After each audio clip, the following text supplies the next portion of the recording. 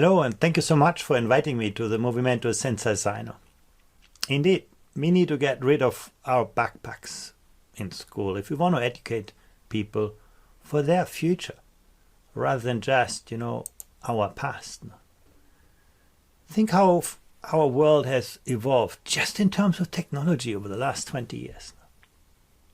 In the year 2000, when we started measuring educational progress for PISA, reading was mainly about extracting meaning from prefabricated text. School books were very carefully curated. When you didn't know the answer to a question, you could look it up in an encyclopedia. You could trust the answer to be true. Well, today, if you look up your questions on Google, you get 10,000 answers to your question, and nobody's going to tell you what is right and what is wrong, what is true and what is not true. Literacy is no longer just about extracting knowledge. It's about constructing knowledge. A very different skill set. And, if we look, the reality is we haven't seen much progress in the principal industrialized countries in the OECD. When you look at the capacity of young people to navigate information, to contrast, critique, to distinguish fact from opinion, actually, learning outcomes have been pretty flat over those last 20 years. Just about 47% of 15-year-olds in OECD countries can reliably distinguish fact from opinion. But of course, an average always hides a lot of variability. While we were sleeping here in Europe, the 4 regions in China that took part in PISA have moved right to the top. Singapore is advanced from good to great. But you can also see Estonia, small, rather poor country in the north of Europe, moving forward. Or Portugal, Poland, 2 countries that used to be quite significantly below the OECD average have now caught up with the rest of the world. Even at the bottom of the screen, you can see countries like Peru, Albania, Brazil moving forward, Turkey. Who would have thought, not just getting more people into school, but also actually raising significantly the quality of learning outcomes. And that is a country like Sweden, that used to go the wrong way for a long time, but suddenly, they caught the ball and started to turn things around, moving forward again. It really shows, with the right sense, we can actually advance education. We can cut the corner. We can move forward. And that gets you, to the list of countries that you find typically in the PISA league tables. They all have a history. There's all a trajectory of, education, reform and transformation behind. Some people say, oh, well, we just need more money or we just need more time. But that's only, part of the answer. If you look actually here, the time that students spent in school in blue and the time they spent, learning outside school in yellow, there's huge differences. You look at a country like the United Arab Emirates, where students spend close to 60 hours learning per week. And then you contrast that with Finland, where it's a little bit more than half of that time. Huge differences in the volume of learning time. But then when you look at productivity, the learning gains per hour of instruction, you can see that, in the case of Finland, students learn a lot in very little time. Whereas in the United Arab Emirates, they spend a lot of time and learn rather little. Now. So it's not about, the time and even the money that we spend. It's very much about the kind of learning environments that we create to help learners learn in novel ways, to make them active participants in learning processes. And then, Italy too has quite a long way to go to, create a learning environment that helps students gain better skills. And of course, in the middle of this, we experience the pandemic that has deeply disrupted our ways of working in education, maybe also our thinking about education. And the future is always going to surprise us. Climate change is going to disrupt our lives a lot more than this pandemic. And, artificial intelligence puts our education system really to the test. We know how to educate second-class robots, people who are good at repeating what we told them. But what makes us human in a world in which the kind of things that are easy to teach and easy to test have also become easy to digitize, to automate? And of course, there are many other forces too that shape our future, and certainly also the future of education. Just think about our economies for a moment, the sources of growth. If you look, the companies that make real progress these days and that advance are all in the technology world, in the world of knowledge. They're dealing with the intangibles. And intangibles is about people. People is about skills. The future is with people. The future is with knowledge. Sharing, distributing, classifying knowledge. The traditional, success stories in the Fortune 500s still exist, yeah, but they're no longer the engines of progress.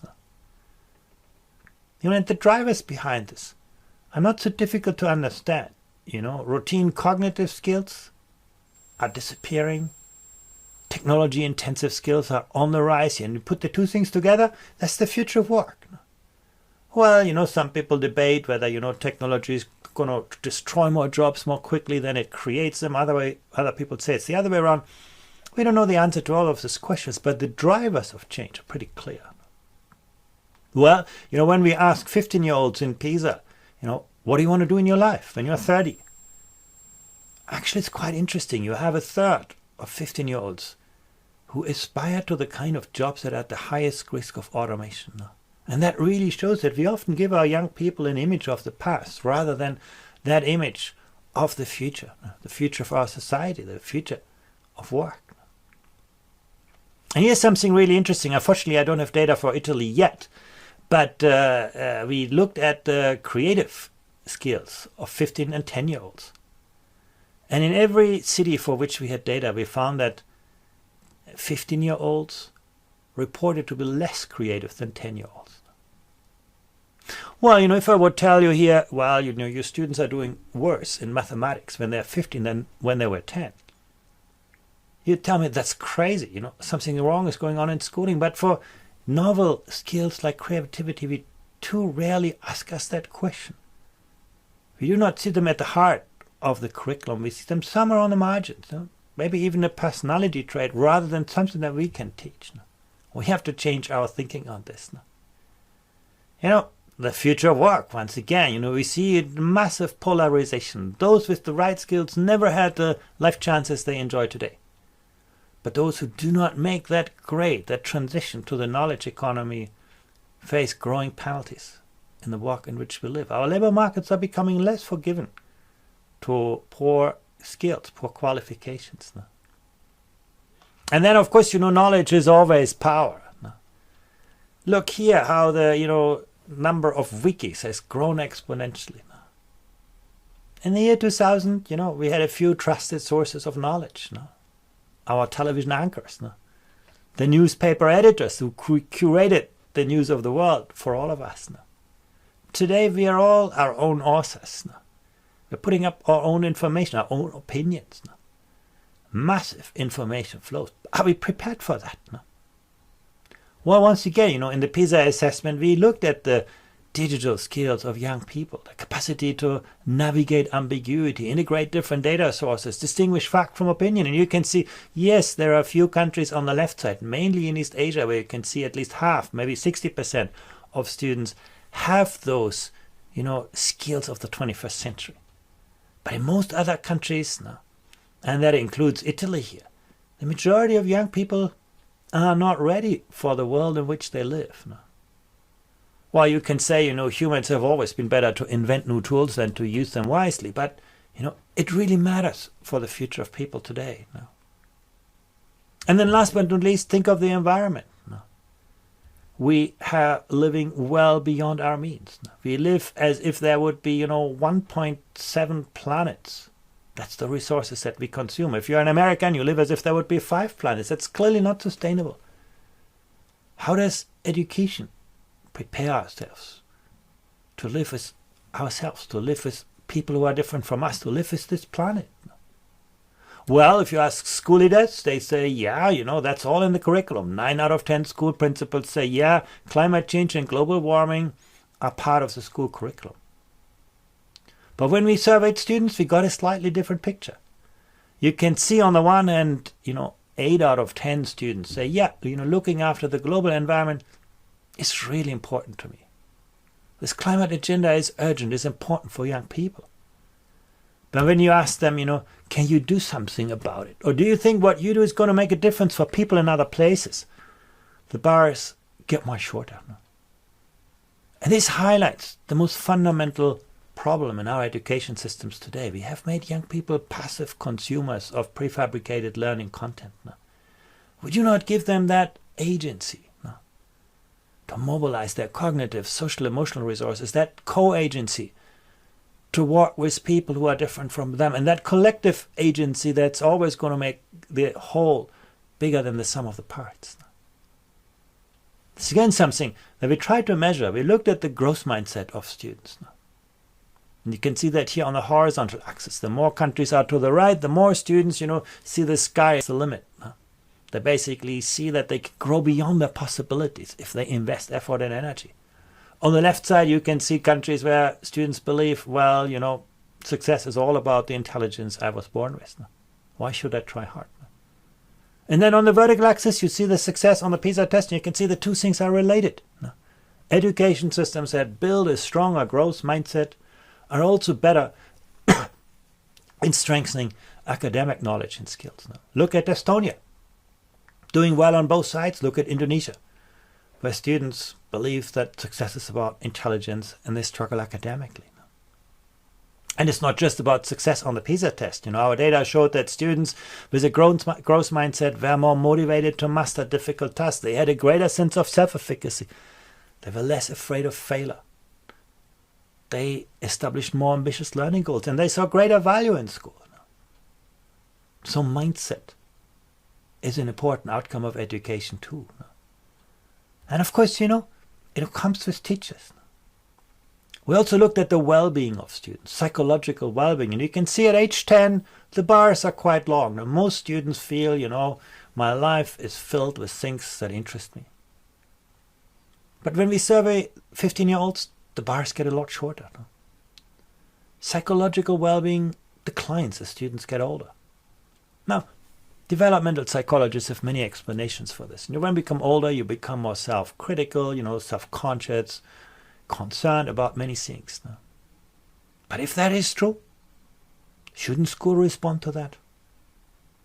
So we ask ourselves, what are the big drivers of psychological well-being? The big predictors. And we found that basically three. First is a sense of optimism. Young people who feel that sense of optimism about the future also felt a greater sense of psychological well-being. Energy. And also being resistant to stress.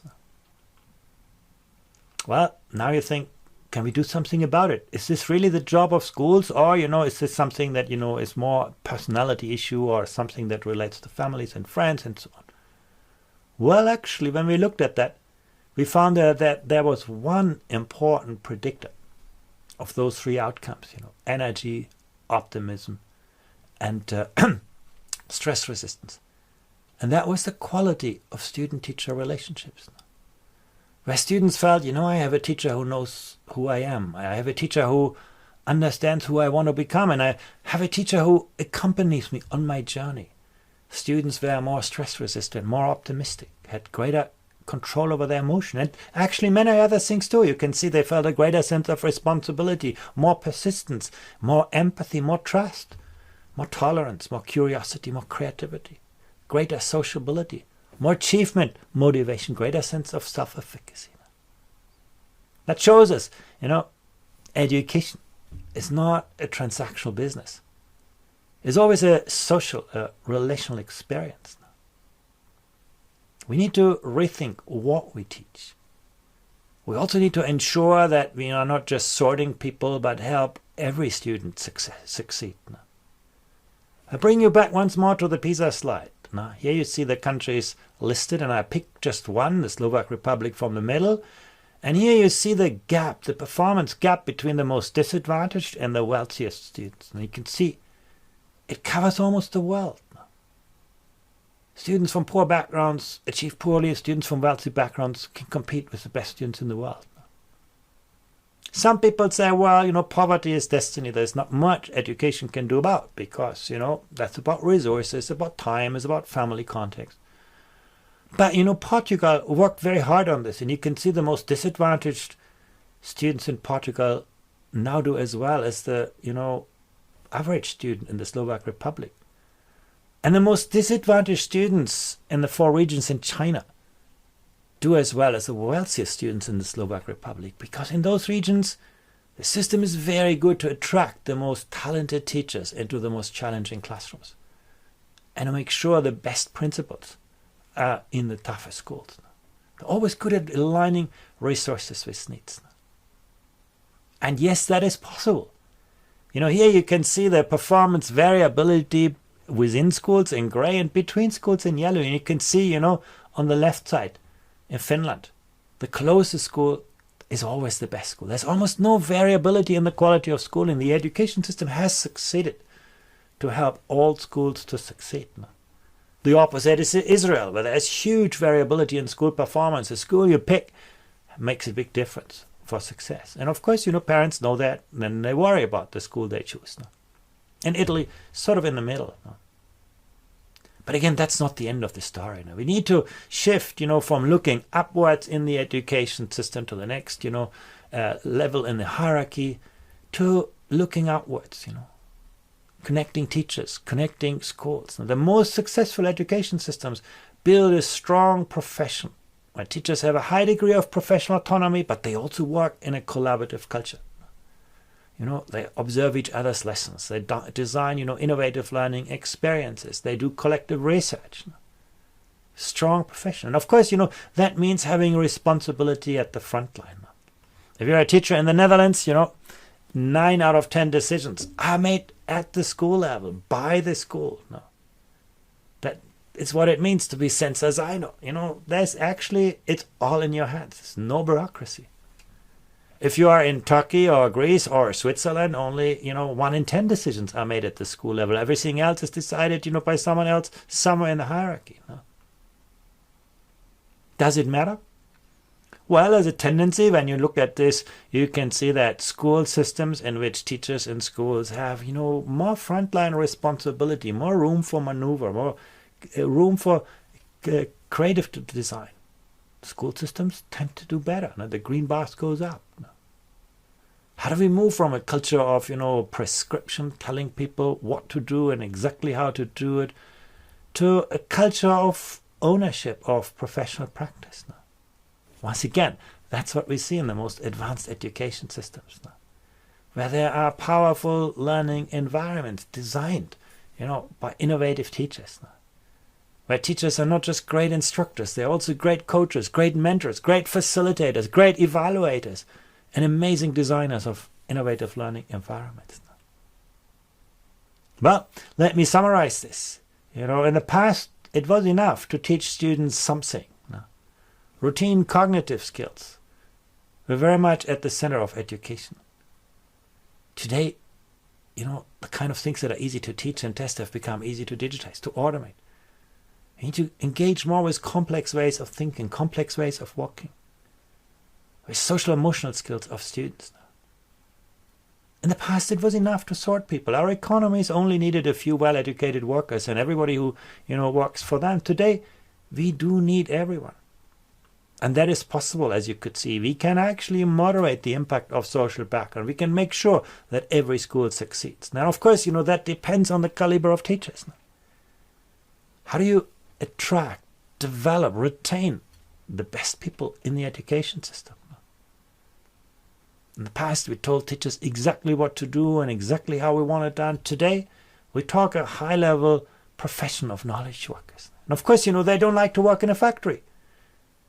This kind of tayloristic, hierarchical school systems that we often still have. Those people want to work in flat, collegial, entrepreneurial work environments. Of course, it's all easy to say, really, really hard to do.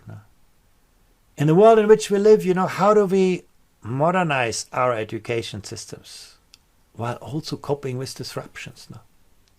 How do we reform and at the same time transform?